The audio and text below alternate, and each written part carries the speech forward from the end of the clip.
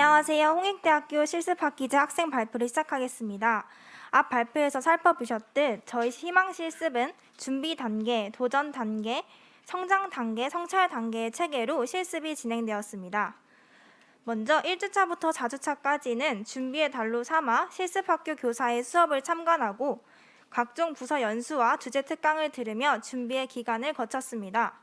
지금은 수업 실습이 각 단계에 따라 어떻게 진행되었는지를 중심으로 발표하겠습니다.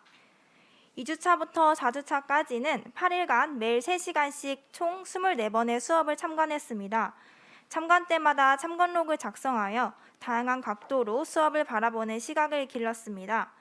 이 기간에는 향후 설계할 수업의 방향성에 대해서 준비할 수 있는 기회가 되었습니다. 도전의 달에 진행된 수업 실습은 코티칭입니다. 아까 얘기해 주셨듯이 과목마다 또 교과 담당 선생님마다 각기 다른 형식의 코티칭이 진행되었습니다. 먼저 왼쪽에 보시는 것은 교사와 실생이 함께 하나의 수업을 나누어 진행하는 코티칭 사례입니다. 수업을 구상하고 준비하는 것은 교사와 실습생이 함께하고 실제 수업에서는 실습생이 모든 활동의 순회 지도와 활동 절차 안내를 맡아 진행하였습니다. 오른쪽 사례는 실습생이 주 교사가 되어서 수업을 모두 진행하는 코티칭 사례입니다. 수업 설계 단계에서는 교사와 실습생이 함께 수업을 구상하지만 실제 수업에서는 실습생이 주 교사가 되고 지도교사는 보조교사로서 역할을 하였습니다. 그리고 수업 후 교사, 지도교사의 피드백을 즉각적으로 수용하여서 수업을 개선해 나갔습니다. 코티칭 단계는 완전 책임 단계로 가기 전에 수업을 어떻게 구상하고 진행해야 하는지 배울 수 있게 되었고 각 학생의 특성을 파악하고 유대를 쌓아가는 과정이 되었습니다. 성장의 달, 즉 완전 책임 단계에서는 2달간 밟아온 경험을 바탕으로 조금 더 자유로운 수업에 도전해 보았습니다. 영어과의 경우 학생들이 친숙하게 느끼는 소재로 새로운 활동을 직접 구상하여 수업을 진행했습니다. 국어과에서는 교과서 속 소단원들의 성취 기준을 가져와 하나의 새로운 단원을 만들기도 했습니다. 모든 활동들은 실습생이 설계하고 교과 지도교사는 설계된 활동이 실행 가능한지 판단해주는 역할만을 하여 실습생에게 보다 책임을 부여했습니다. 이 과정은 교육과정에 대한 분명한 이해를 바탕으로 전문성을 갖춘 교사로서 성장할 수 있는 기회가 되었습니다. 실습학교에서 저희의 도전을 지지해준 덕분에 저희는 다양한 방식의 수업을 시도해볼 수 있었습니다. 메타버스를 활용한 온라인 활용 수업과 거꾸로 수업도 진행하였고 직소 수업을 통한 협동학습도 진행했습니다. 다양한 방식의 수업을 시도해보면서 해당 학습 목표를 가장 효과적으로 도달할 수 있는 수업 방식에 대해서 고민해보고 체득해볼 수 있었습니다. 저희 희망실습에서 강조하고 싶은 성과 중 하나는 지도교사 피드백뿐 아니라 동료 피드백이 매우 활발했던 점입니다. 각 과목에서 모두 2명의 실습생이 한 학년을 맡은 경우가 있었습니다. 같은 학년의 학생을 담당하기에 실습생들끼리 수업에 대한 공유가 필수적이었습니다. 수업의 목표와 방향성을 공유하고 있었기 때문에 피드백을 주기 용이했습니다. 동료 실습생과의 활발한 의사소통이 있었기에 학생들에게 보다 배움이 일어날 수 있는 수업을 조직할 수 있었습니다. 다음은 학급 지도와 생활 지도에 대한 경험입니다. 저희는 한 학기 동안 조종례를 직접 진행하며 교사의 학급 경영 실무를 경험할 수 있었습니다. 또 등교 지도와 급식 지도와 학급 상담도 진행했습니다.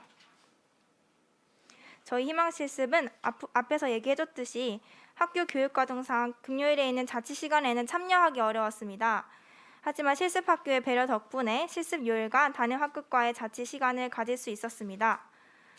학급 지도와 생활 지도의 경험은 실습생과 학생들이 라포를 형성하게 해줬을 뿐 아니라 학급의 협동심도 향상시키도록 도왔습니다.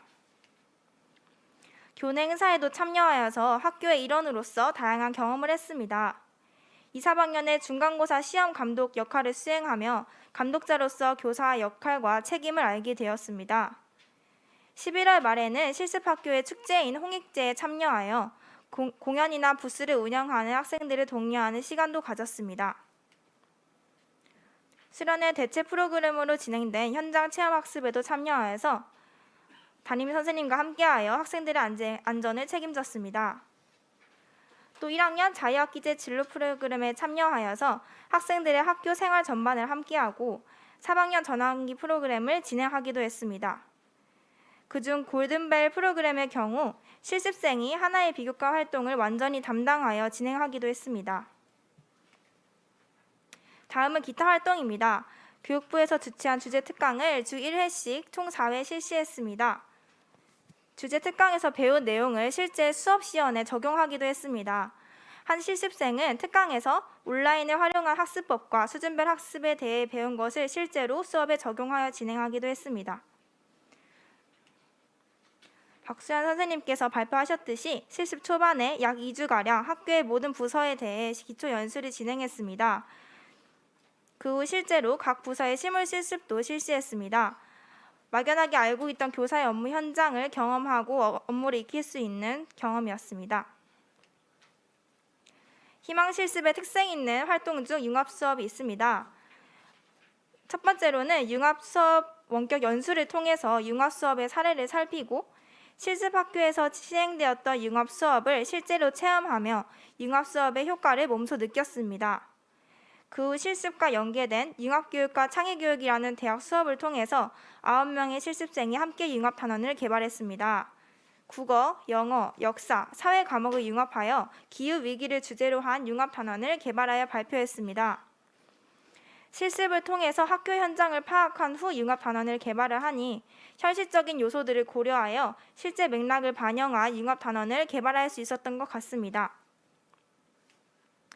이번 실습을 참여한 실습생들이 모두 후회 없는 선택이라고 말했을 만큼 다들 만족스러워했는데요. 앞 발표와 겹치지 않는 좋았던 점을 이야기해 보겠습니다.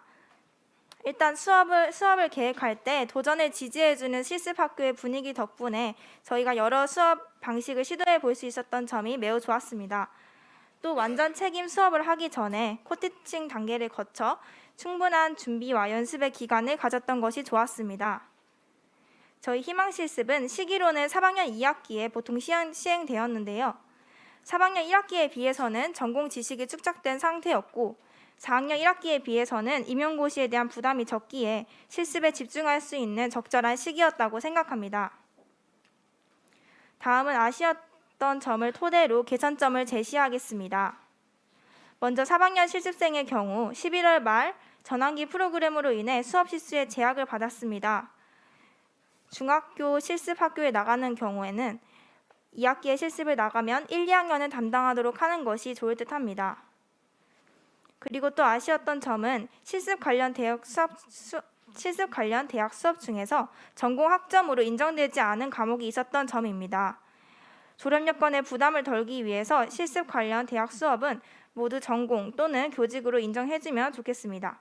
여기까지 홍익대학교 학생 발표였습니다. 감사합니다.